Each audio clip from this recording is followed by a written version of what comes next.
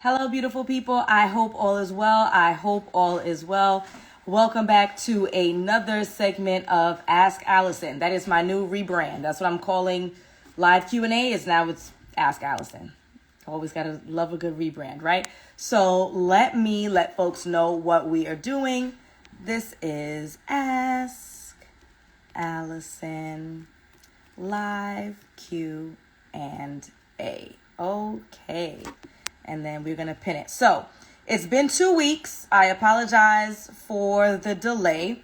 The reason why it's been 2 weeks is because last week I was coming home from Jamaica. So I did not have the opportunity to do live Q&A. Thank you, Miss Cassandra.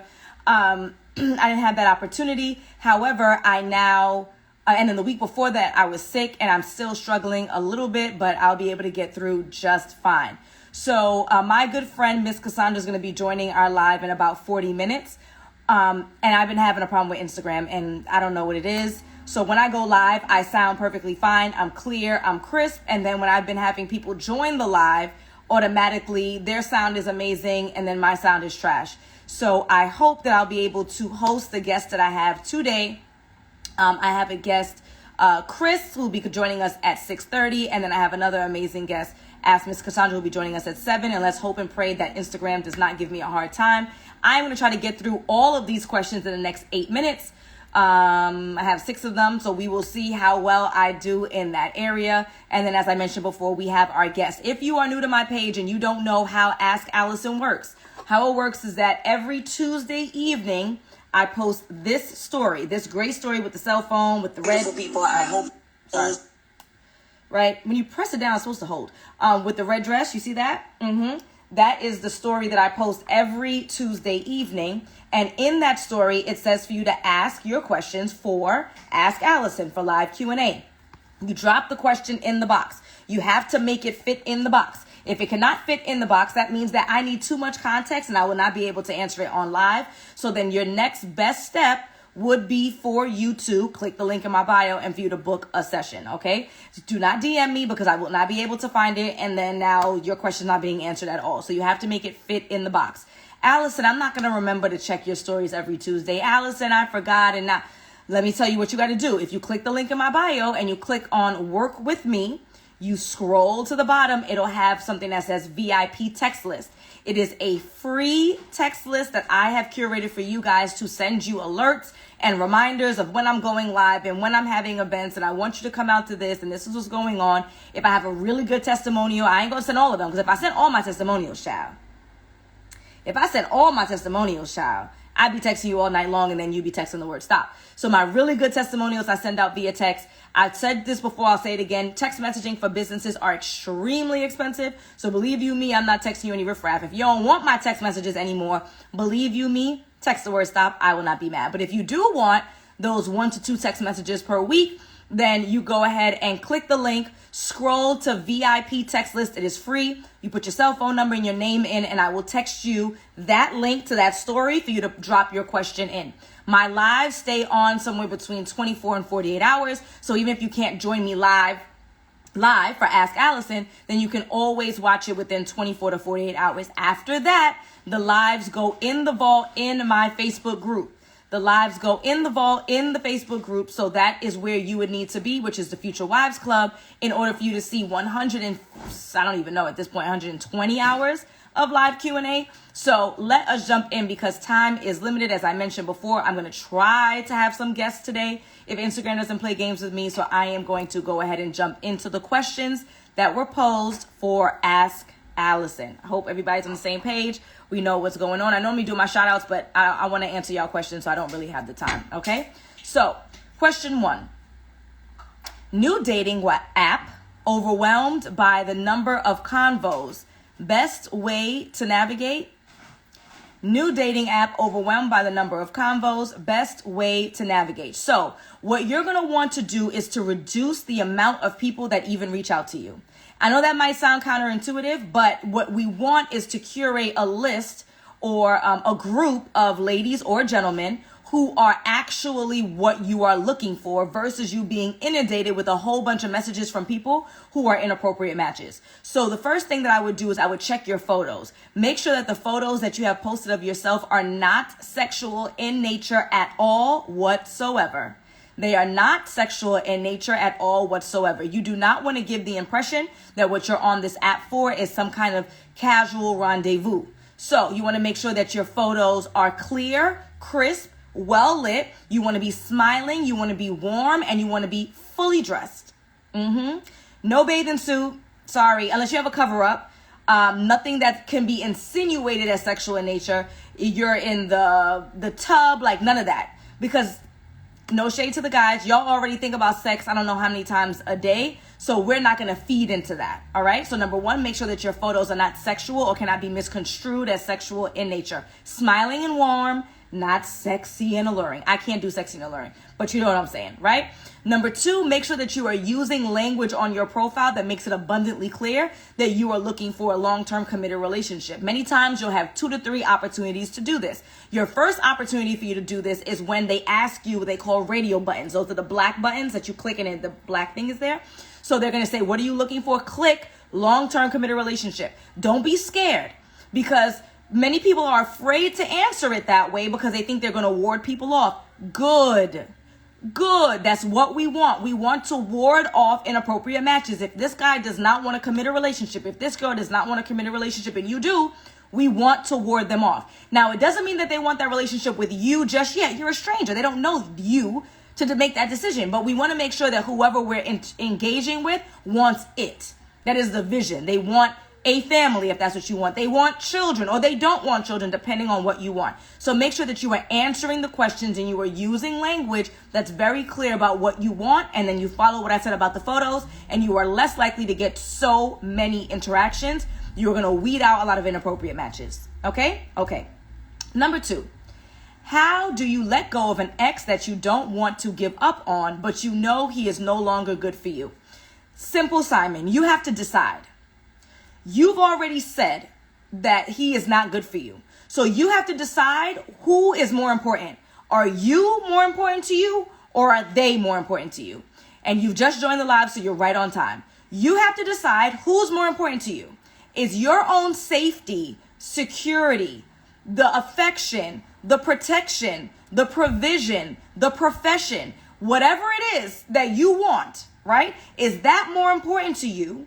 Or is just having this man in your presence more important? Once you've made that decision, then it's easy peasy chicken greasy. You're going to click the link in my bio and you can check out my free ebook, Move On Sis, or my free training From Breakup to Boot Up. Click the link in my bio, go to Work with Alison, scroll to where it says free or low cost resources. You're going to check out the training and then you're going to do what I say. But you're never going to do what I say unless you decide that your happiness and your fulfillment is more important than having a man on your shoulder or that man on your shoulder. You got to decide what the priority is, and then you follow the steps that I provided by clicking the link in my bio. Go to Work With Me, scroll down. It says free low-cost resources, and there are 2 free trainings on how to move on from an ex. But you cannot move on from that ex until you've decided that you are more important than them. Your happiness is more important than you just being in their vicinity, okay? Thank you for purchasing a badge, Tiana. I appreciate that. I'm used to talking daily. He knows. Talks for hours when we do, but never calls back when he says. Red flag. I'm used to talking daily. He knows. We talk for hours when we do, but he never calls back when he says. Red flag. Now, under normal circumstances, I would go super hard about someone not following up on what they say that they're going to do, and that being a warning sign on how they could potentially show up for you romantically. If I say I'm going to do something, I'm going to do it. That's it. And you should be held accountable for that. However, this particular doesn't call back when he says, I think that people in general are notorious for saying, I'm going to hit you back. I'm going to call you back. Like, I think that people are notorious for that. And I'm going to call you later. It doesn't actually mean that. So for that particular thing that he's not fulfilling, I would not qualify that as a red flag or something that you should run away from. But I will say I would pay attention to other things. So if there are other things that he consistently does not follow through with, then I would say that this gentleman is showing us examples that we cannot trust his word. And as a result, we should remove ourselves from the equation. Okay? I have 3 more. I'm going to try to speed through this because our guest is awaiting, okay? How long should you wait to start dating after a recent divorce? How long should you wait to start dating after a recent divorce? So I don't think that there's any specific time frame. I'm not going to tell you 3 months, 6 months, 8 months, a year, whatever it is. I'm not going to tell you that. Instead, what I'm going to say is, are you ready to move on? Do you feel as though you have left that relationship? You are healed. You are not holding on to the baggage of that relationship. You are not going to hold the new man accountable for the mistakes potentially that the old man made. You're not bringing that baggage in. Are you prepared to move on? Are you still crying at night over this guy? That means you're not prepared to move on. Do you still wear his sweater and crave to smell him? You're not ready to move on. When you drive past places that the two of you used to frequent, do you get sad? Do you think about him? When your phone vibrates, does your heart drop because you're hoping it's him? All of these are indicators that you're not ready to move on. But if not, if you've passed those tests, then you're ready to start dating again. And we have to be sure that we're not bringing in our old baggage into the new. I actually think this is a perfect opportunity for me to segue to our guest. His name is Chris. He comes from the McBride Institute, and his area of focus and expertise is about healing. So that is why I am going to answer the other 2 questions that was asked via DM. It's a rarity. Everyone else, I want you to welcome our guest, Chris, and let's hope that the sound is kind to us, because it hasn't been thus far. Chris, Yo, can you hear me? I can hear you, and that's not the problem. The problem is others. So let's see if we are lucky. If you are here still on live with us, can you please let us know if you can hear me clearly and if you can hear Chris clearly, because Instagram has not been my friend for a couple of months. There's been a bit of a delay, so we'll see. What up, Sheridan? Yeah, can y'all let us know in the chat? Yes, I can. Good stuff. Can we get some up? Yep. Yay! Look at Okay, God. good. So, Chris, I gave like a little kind of introduction, so please introduce yourself. Um, my name is Chris McBride. I run the McBride Institute. I feel like my purpose in life is to educate, heal, and empower. So at the McBride Institute, we help people heal from their unresolved childhood trauma, help them harmonize dysfunctional family dynamics, help them control their anger, ego, and aggression, and then also help them empower the best version of themselves. So that's a quick synopsis of who I am and what I do at the McBride Good. Institute. Thank you for everyone who's chiming in, who's letting us know that we can be heard. This is a gift because, as I said before, my last 2 lives went to hell because they couldn't hear me. Okay, so, Chris, you use a lot of jargon.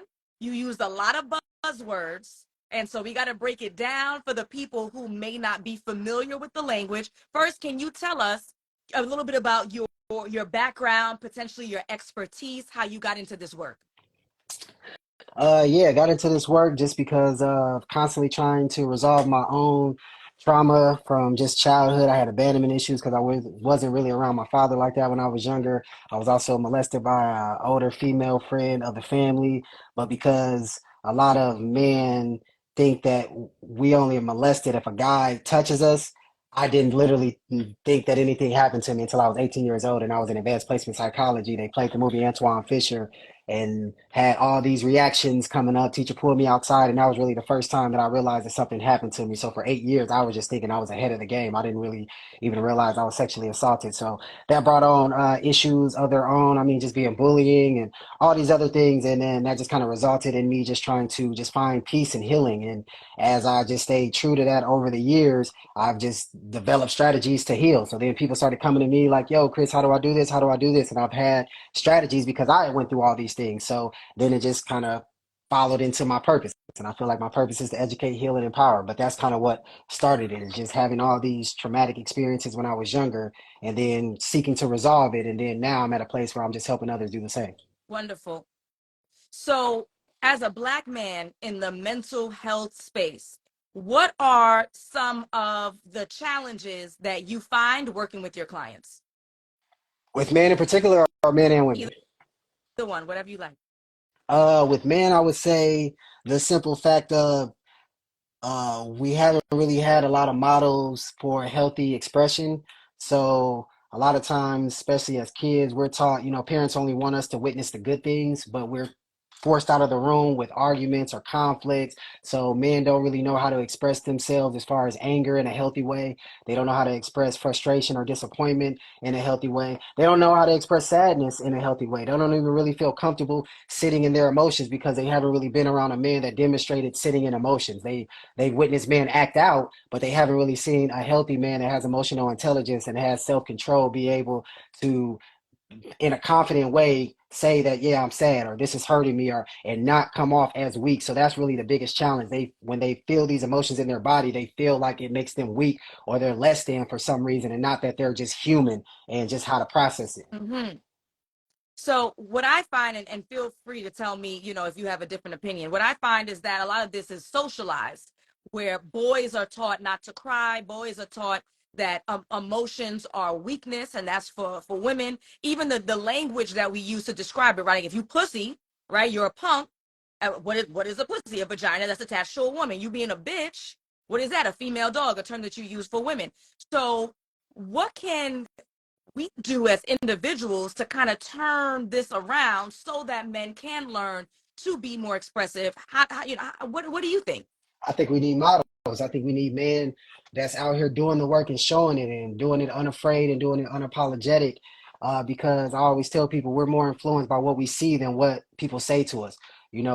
Like more of what our parents demonstrated in front of us rubbed off on us than anything that they instructed us to do. So more than anything, we just need to see it. Then we need people talking about it and all that. Because even if people start talking about it, but we're not seeing it, that's why King Solomon in the Bible says people without a vision will perish. And without image in the mind for something, it results in confusion. So a lot of men are really just confused on it. So if they got a clear image, then it's easier to execute. But without that image of what to do, then it's always going to result in some type of anxiety or some type of confusion. So they need to see it modeled, and that will give them a clear vision for it. Okay, that's a good one. See it modeled in real life. I've always said that in regards to the presence of dads, right? When people say, "Oh, I've never had a dad. I never saw what a dad should be like, so that's why I wasn't able to do." My argument has always been, and I'm sure it's faulty. You're gonna correct me. My argument has been, well, you watch Family Matters. Well, you watch Uncle Phil with Will and them. Like we've seen it. It exists. You know that it exists. You've seen dads being present, dads being loving. So are you saying that television ain't enough? We need it in the communities. Television can be enough, but the issue is that television also gives conflicting data. So yeah, we might got Uncle Phil in our mind, but we also got Terrence Howard from Empire and Ghost from Power and all these other bad examples. So it's like, yeah, we might have two or three good examples, but if we're being honest, most men that are represented on TV are either a pushover or a tyrant. They rarely show somebody like an Uncle Phil that wasn't really a pushover or a tyrant. He was strong, but we don't really get to see a lot of examples like that. We might see them peppered in there, but for the most part, the number the number far outweighs for the bad representation than it does the good. So Yes. yes, TV can program it because it's called excitation transfer. The brain can't tell the difference between something we vividly imagine and an actual experience. That's why when we're watching TV, we could be like, "Oh, you stupid mother, we." So consciously, we know we're just watching TV, but subconsciously, where decisions, where feelings, where behavior is, it's taking it as it's real. That's why we're responding like that to the actual TV. So yes, it does program us, but the issue is that we got way more bad programming. So I always give people the analogy of like a fish tank. If we had a 20-gallon fish tank of water, if I just poured in one little can of Coke, it's changing the whole color of the water.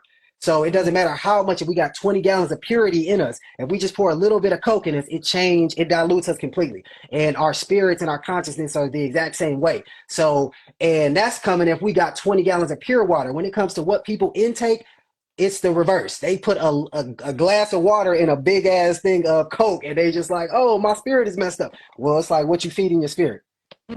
Well said. Well said. I always tell people that you have to be conscious of the pages that you follow on social media. Like it's called a social media feed. It's feeding you, right? And so, all right, you want to have a gossip page here or there, but you follow in the Shade Room and On Site and Hollywood Unlocked. and spiritual word, which spiritual word has changed this whole approach. But you know what I'm saying? Just like it's again and again and again, you have to be mindful of what you're intaking. So, like you said about the television having the specs, and even look at the examples I gave, they're from the 90s, right? So, we're talking about our teenage boys, our 16, 17-year-old boys, our more impressionable boys, 8, 9, 10, 11, 12. They don't even have the Uncle Phil. They don't even have the Carl Winslow, like, you know. So I think that there's a lot of validity behind what you're saying. Chris, let me ask you, in your line of work, what what's getting the men in? Because we already said that there's a challenge with them even acknowledging that there's a problem. There's a challenge with Pain. them. That's Go ahead.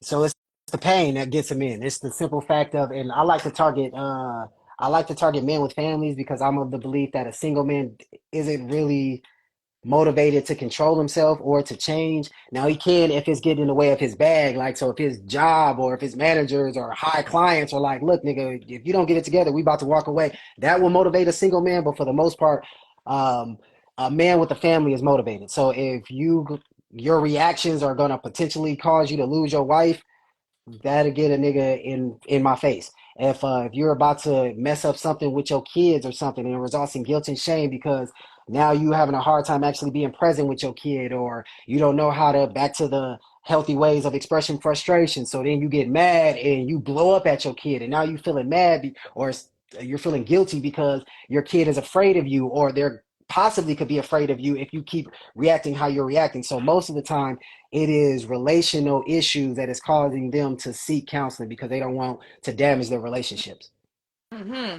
Now, when you work with your clients, are they coming in person? Is it virtual? Where are you located, and how do you do the work? I'm in Indianapolis, so I'm in Indiana. I do have clients that work with me in person, but most of my clients are virtual because I am international at this point. So, I work with people in London. I work with a couple people in Australia. Most of my clients are in Atlanta, New York, and LA. So, ironically, I have very few clients in my hometown. But like Jesus said, you can't be a prophet in your own land. All right now. Okay. So we have the location, we have the services. So you did mention that you work with both men and women. So can you talk about some of the struggles that the women are coming in with?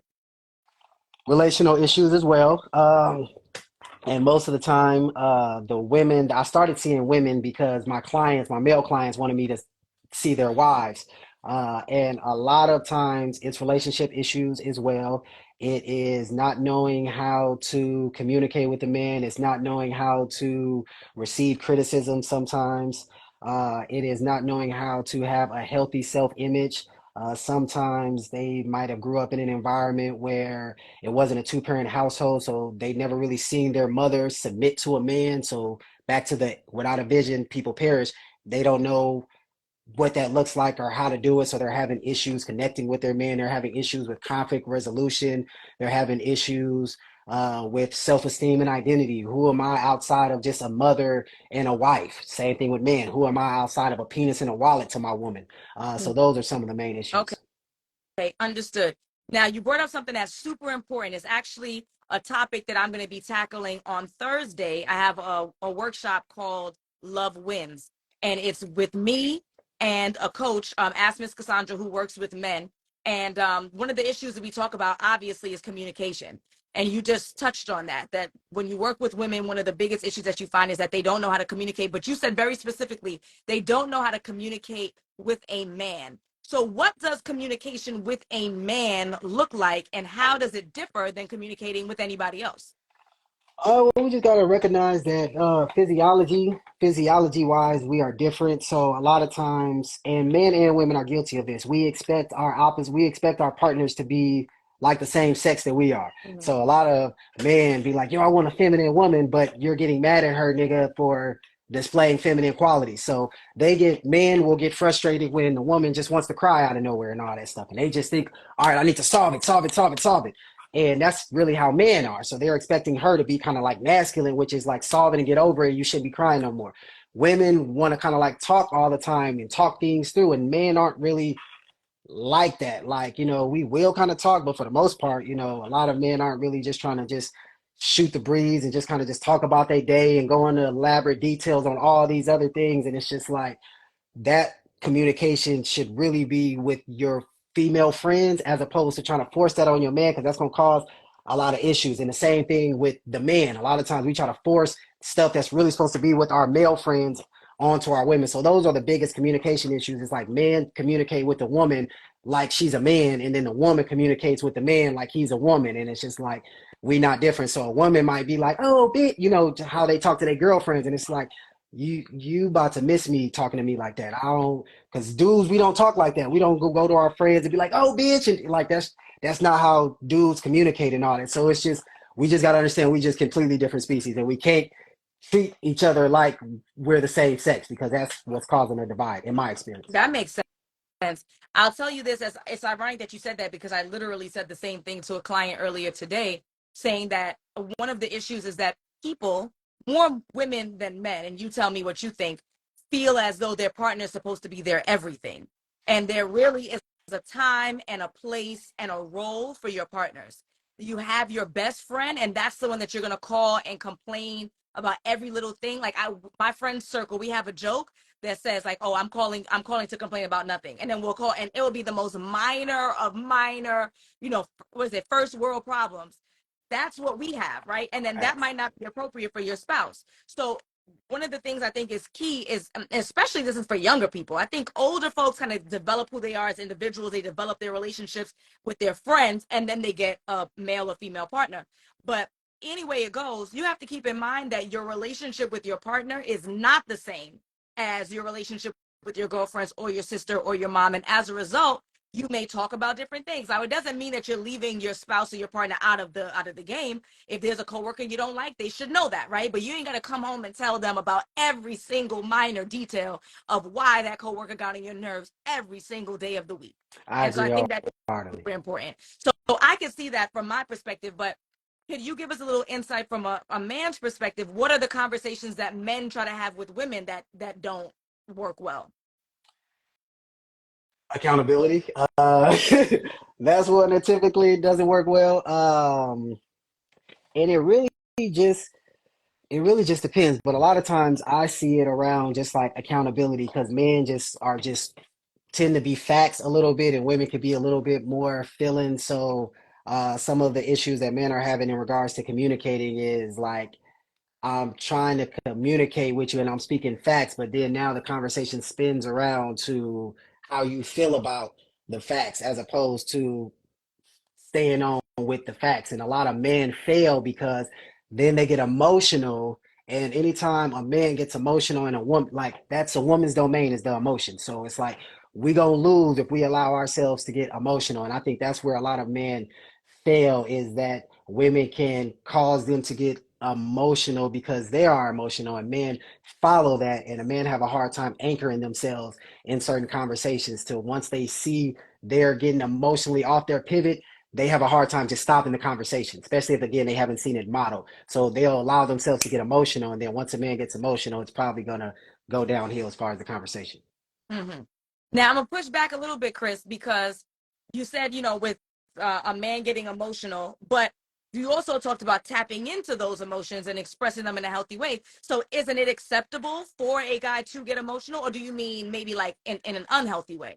Well, I was more so referring to it in an unhealthy way. I do feel that a man needs to be aware of his emotions, but I don't think a man should be sensitive. So I don't think that like me and you are in conversation and you say something and then I allow myself to get triggered and then I act on that particular trigger. That's more so when I'm saying emotional now. When I speak to how men need to be in touch with their emotions, it's more so saying not bottling stuff up so I'm exploding later on people and everything, or I'm just keeping things in and I'm spiraling internally. So a man needs to be able to be like, yo, I'm hurting. Yo, I'm doubting myself a little bit right now. Yo, I'm not really certain and I'm not really confident and all that. So a man needs to be able to be honest about those, but a man doesn't need to allow himself to, if me and you are having a conversation and you say something I don't like, now I'm starting to feel myself getting a little ruffled and I can tell that I'm not no longer in control. So I'm gonna start saying things that I'm probably gonna regret later. I may do something because men and women have aggression manifests differently. So with women, most of the time, the aggression is going to manifest verbally,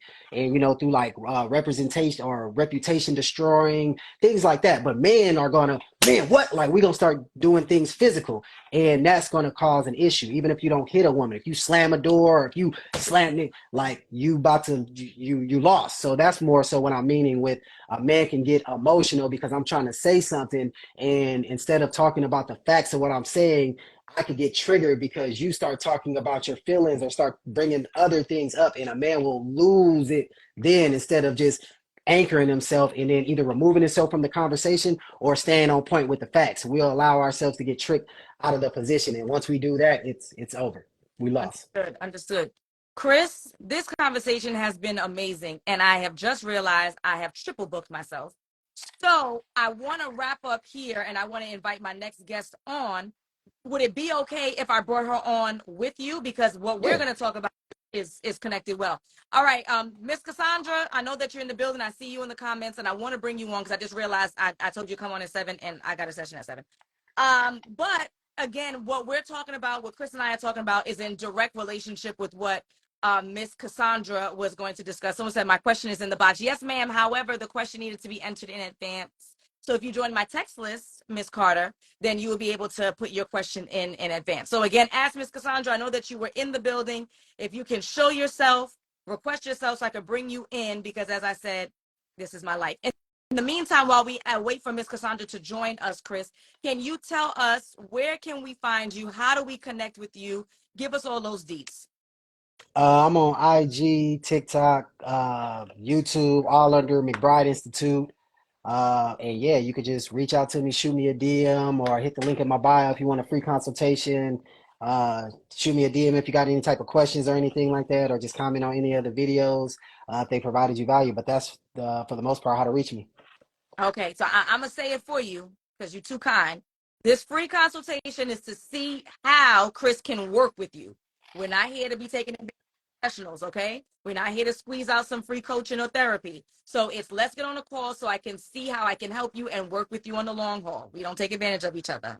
Okay? Facts. And that was something I did for 2 years. My coach, shout out to Donnie Wiggins, she was telling me, like, yo, you got to stop doing coaching calls, because that's basically what I was doing. I was solving everybody's problem and then wondering why I would never hear from them again. It's like, so I switched it up now. To your point, I only do discovery calls now. I'm not coaching on these All right. calls.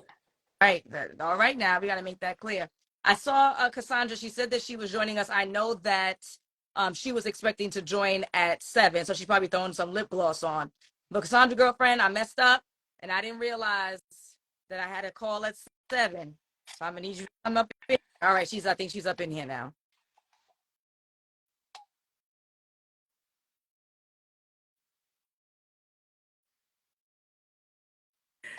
And there's a little bit of a lag too. Hey, how are y'all doing? Good. Good. Good.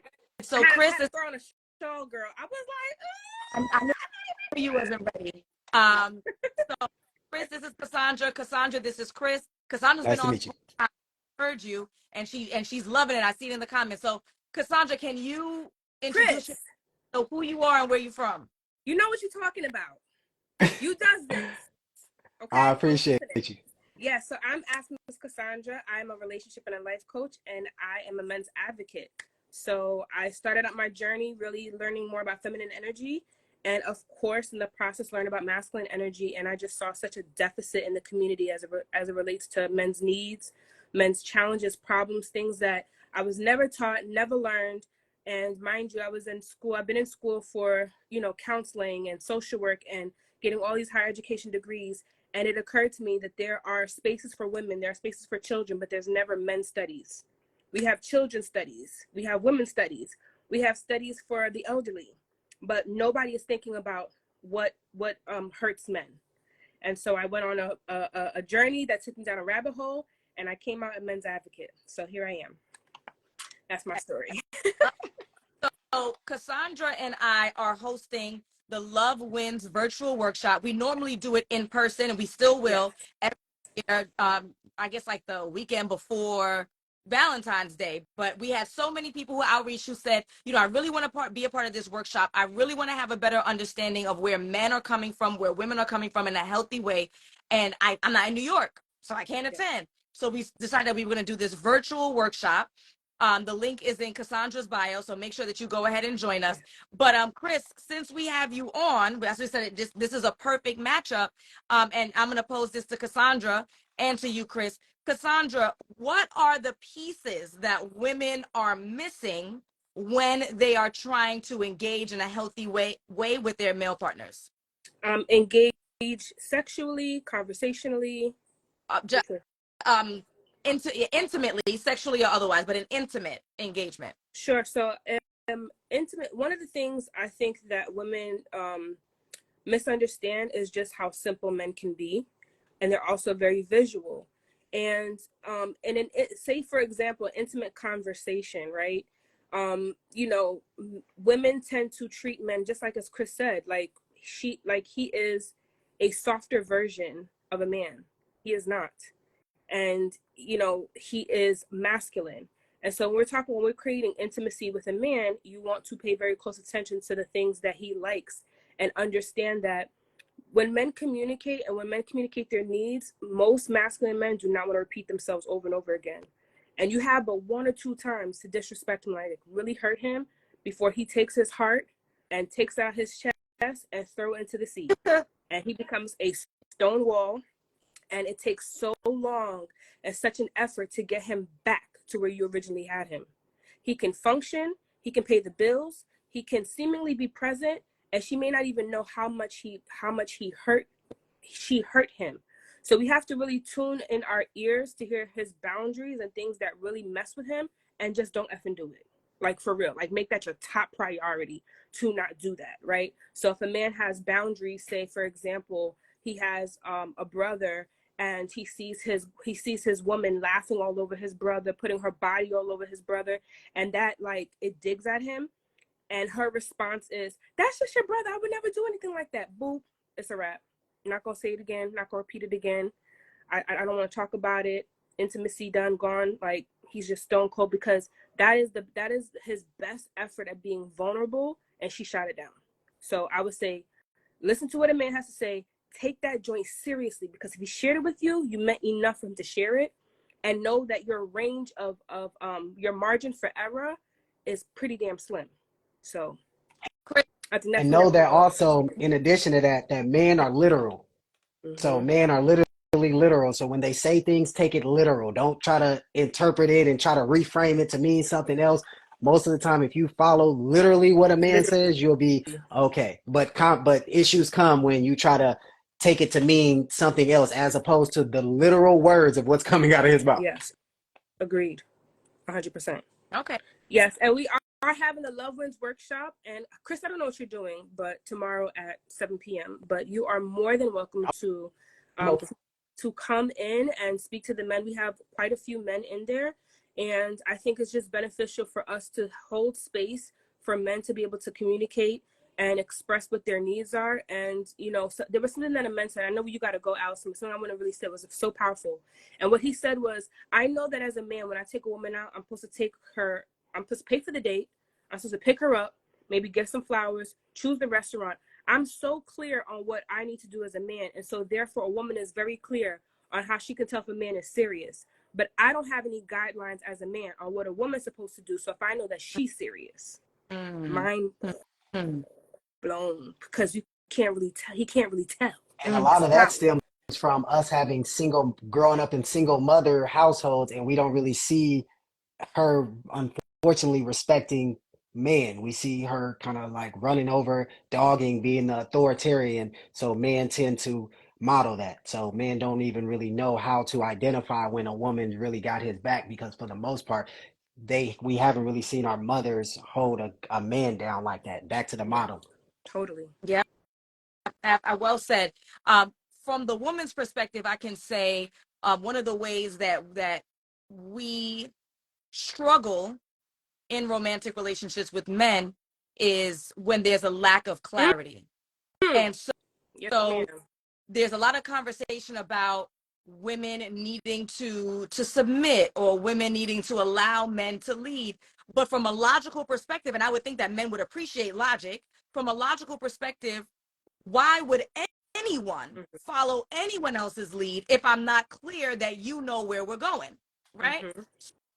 like I have my Google Maps and I have Waze, and so I put my address in and then I follow it accordingly because I've heard rumors that it knows where it's going, right? I trust Google.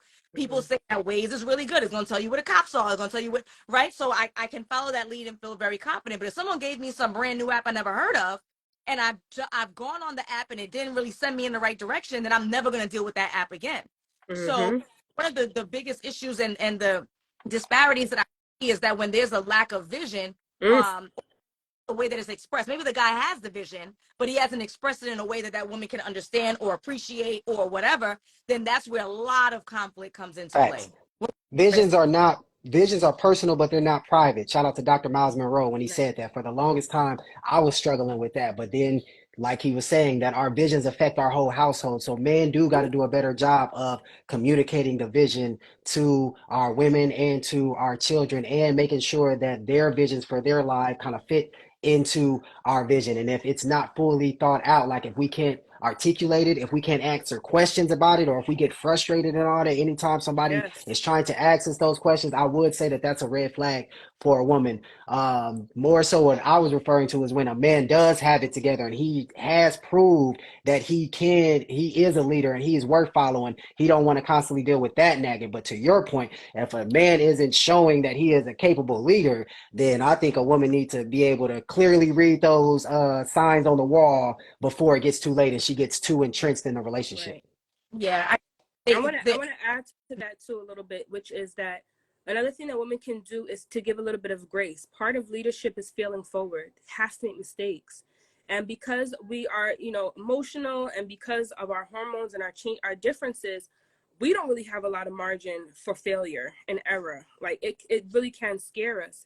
And so I think that in the event that you're with a man and he cannot prove that he has his vision, he can execute his vision. Another way of being able to discern whether or not he is a good man in a sense, or a good man for you, is, does he have a mentor? Is there a positive influence in his life that he can listen to? Because a lot of men are unhinged because they're sovereign. They answer to no one. They don't answer to a God. They don't have a mentor. They haven't had a father. They don't listen to authority. And most of the times they're business owners. And they have a lot of bravado. I'm not saying all business owners are like this. I'm just saying, typically speaking, because he cannot secure employment, because he doesn't want to listen to anybody, he chooses to become an entrepreneur. And that's not a red flag. It's something to pay attention to. So, but can he listen to somebody? Does he have a mentor that they give him a roadmap and he's willing and able and committed to follow that roadmap? If he doesn't, my God, ma'am, he might not listen to you. He may not consider you in his choices and decisions because he is so sovereign. He only answers to his own wilds. So, those are something that I would say in terms of, like, as a woman, how do I give my man grace and trust him if I really haven't seen him map out? Pay attention to his environment and his surroundings and how he respects leadership. So, folks, I'm going to wrap it up here. If you want more valuable conversation around how men and women can relate in a better way, I want you to go ahead and join us at the Love Wins workshop. It is tomorrow, Thursday, 7 p.m. Eastern. Yes. The link is in Ask Miss Cassandra's bio, as well as if you're on my list, I've emailed you and I've texted to you.